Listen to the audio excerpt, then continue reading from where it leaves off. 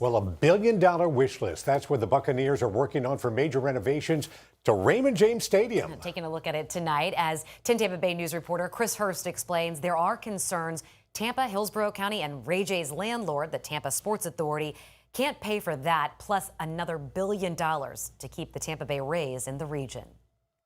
I think that's the pie in the sky request. That's what Alan Clendenin thinks about the Bucs renovation pitch the team is still drafting that could cost more than $1 billion for major upgrades to Raymond James Stadium. That is with the icing on the cake, top of the cake, and the cherry and the whipped cream and the drizzled chocolate and caramel of it. We'll see. We'll get down to what we can afford and what we can do. And Clendenin is Tampa's City Council chairman and also sits on the Tampa Sports Authority board. Its finance committee met again this morning to discuss potential requests, including a pricey shade cover for fans around the whole stadium. I'm sure they're going to look for some type of shade structure, but the cost of shade structure is quite high. So we'll see what happens. Talks with the Bucs are happening as city and county staff work with the Rays to hash out a formal agreement after approving a non-binding memorandum of understanding.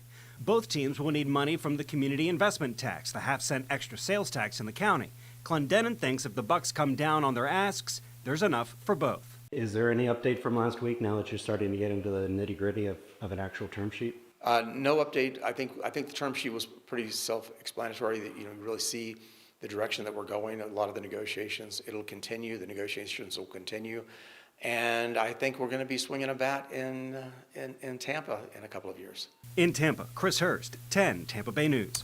Sports Authority already has nearly $60 million set aside for some improvements to Ray J, closing one section at a time instead of the entire stadium at once.